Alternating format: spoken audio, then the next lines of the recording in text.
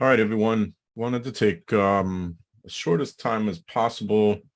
There's a lot of chatter about the MOVEit data breach, and maybe you're familiar with it, maybe you're not, but it does show the importance of a few things that I wanted to touch base on. So first of all, I want to explain that the MOVEit IT data breach, which is almost exactly 5 months ago today, tomorrow will be 5 months. So it was on May 27th of this year that it was discovered.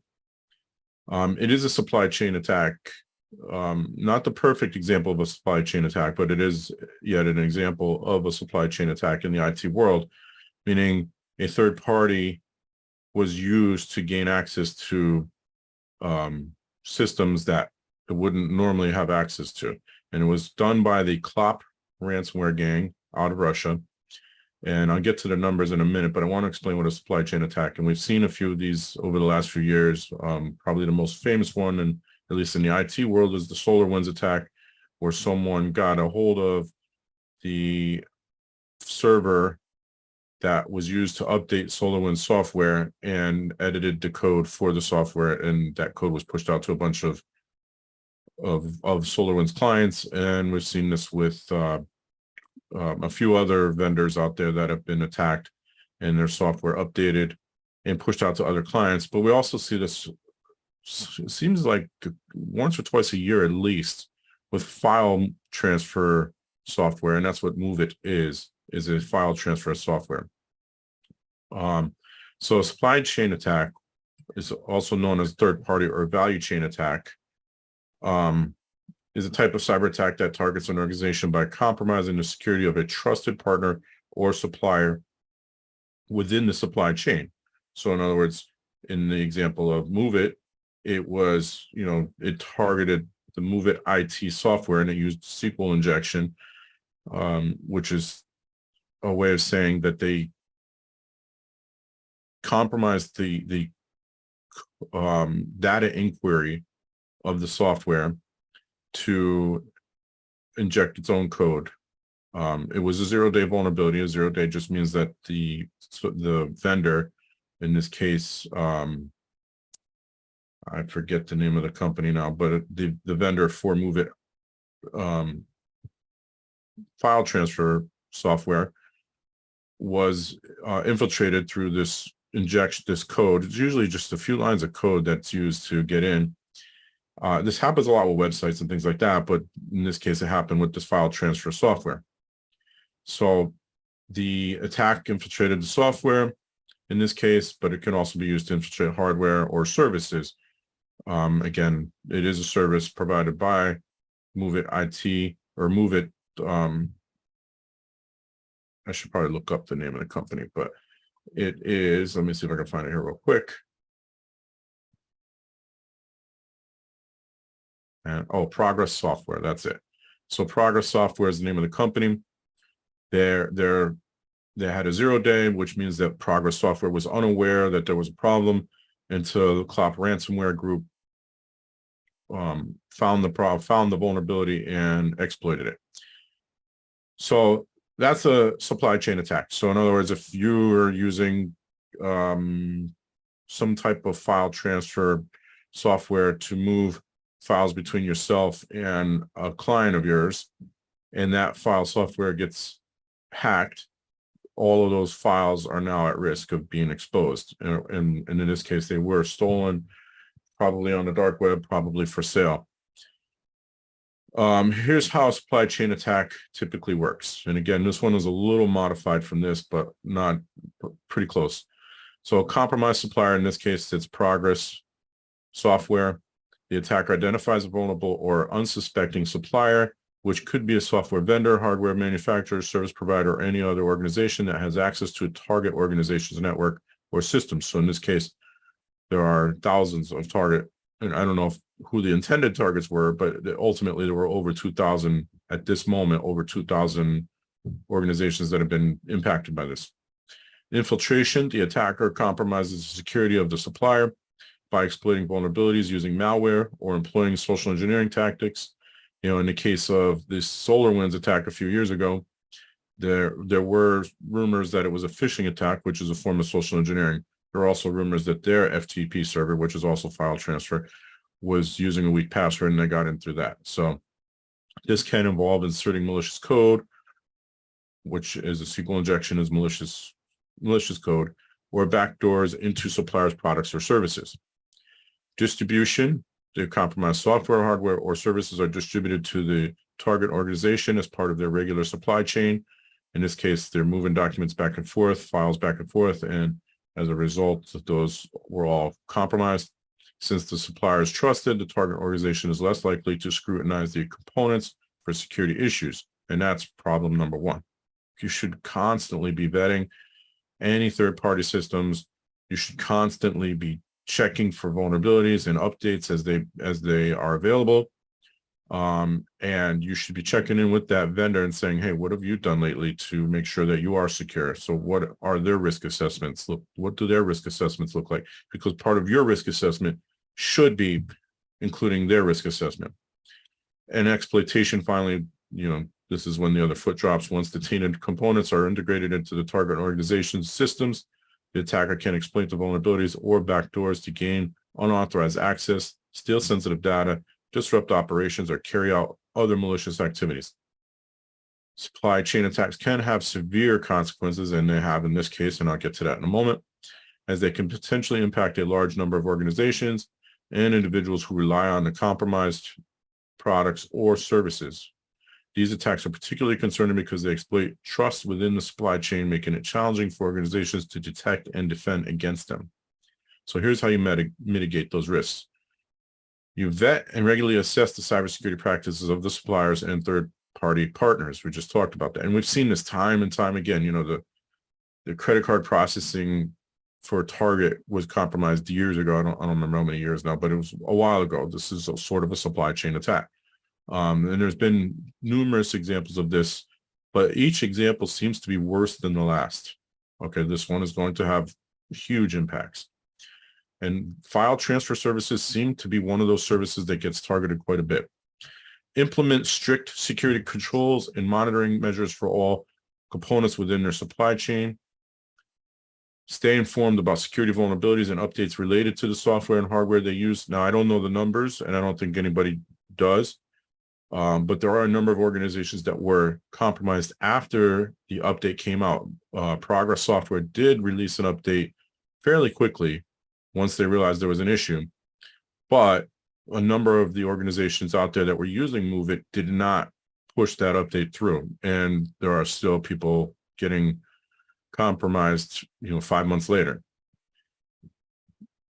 Employ robust intrusion detection and prevention systems to detect and respond to suspicious activities, and establish an incident response plan to address and mitigate the impact of a supply chain breach if one occurs. And we will be talking about incident response plans next week for our Tech Tuesday at noon. So if you want to register for that, nwashtech.com/tech talk, it is free to attend. So come on over. It's a webinar. Additionally, organizations should stay vigilant and collaborate with the suppliers and their industry peers to enhance supply chain security and resilience. One of the things we talk about all the time in the IT world is the lack of collaboration. IT seems to be very siloed. Many IT providers, service providers, and internal IT groups do not want to work together. I've experienced this both in enterprise organizations and as the owner of an MSP.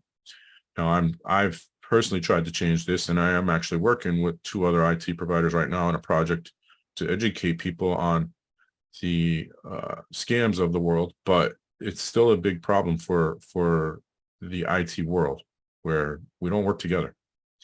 Now, as far as the victims, so far, as of yesterday, 2,368 organizations have been impacted.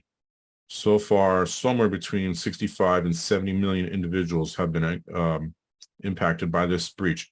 Of the 2,368 organizations, 2,066 of them are in the USA and 148 in Canada. That is the vast majority of the breaches. And that doesn't include 12 in Puerto Rico, which should be considered part of the USA.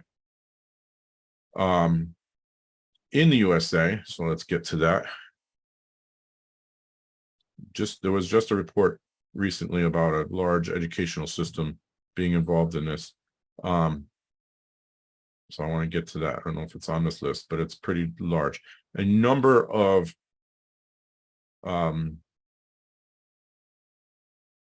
healthcare organizations have been impacted, and as a matter of fact, it might be a record year for HIPAA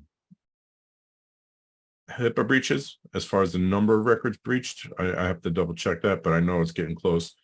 And so it might be a record year for that. HIPAA breaches, and that is big reason for that. A big part of the reason for that is the number of HIPAA, the number of healthcare organizations impacted by the MOVEit.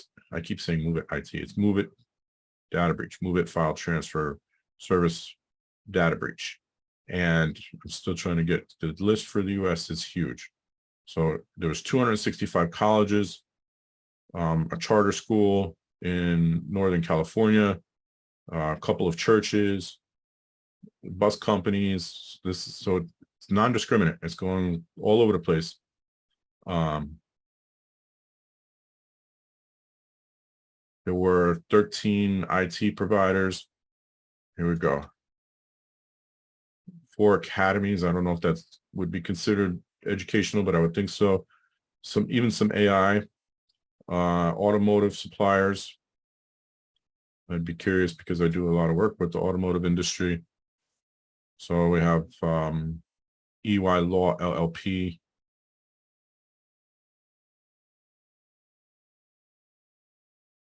I don't know if that's who's representing them or if that's who you have. And there's a number of lawsuits already popping up. So IBM is being sued now. A number of other organizations are being sued as a result of this. Ultimately, it should fall on, well, so it depends. So the responsibility falls on Progress Software before the patch. After the patch, it falls on the organization that didn't push the patch. So 265 colleges impacted. We had some organizations here in Connecticut where we're based impacted, including Waterbury Hospital. There was a bank, I believe, was impacted by it. College systems, community college, there was 188 community colleges impacted. A community college system. There was local government agencies impacted, including Baltimore County, Allegheny County, and Hillsborough. There were 18 credit unions. Let's see, I'm looking for the IT now. Let's see if I recognize. There were a bunch of 32 in the financial services industry, plus some fintech, 17 government agencies impacted, U.S. Health Department law firms, healthcare systems, health departments, health insurance, 21 health insurance agencies, 78 healthcare agencies. So you can see 13 high schools, and I think that number might have gone up. Insurance companies, I don't know if these are agencies or companies. Well, the Hartford was impacted here. That's here in Connecticut.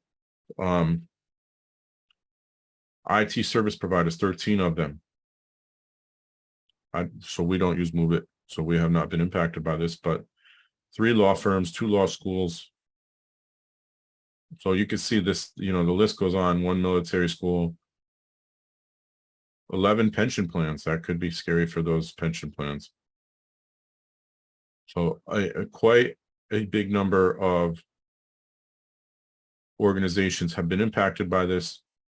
21 software vendors, 7 in technology, 1 TV station, 441 universities. So on top of the other schools already mentioned, there's 441 universities.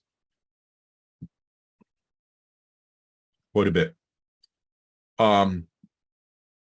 Again, just to reiterate, so you should be vetting any vendors you work with, and not just once, not just at the beginning, but over and over and over again. You should be issuing any patches as soon as they're available, especially if it's related to a 0-day, which I am sure Progress Software made their customers aware of. This is going to be a huge hit to Progress Software. They will not be trusted for quite some time. And you know, a lot of people, there's people in the IT world that will tell you, oh, well, now that they've been hacked, they'll be more secure going forward. Well, that was true. That might be true.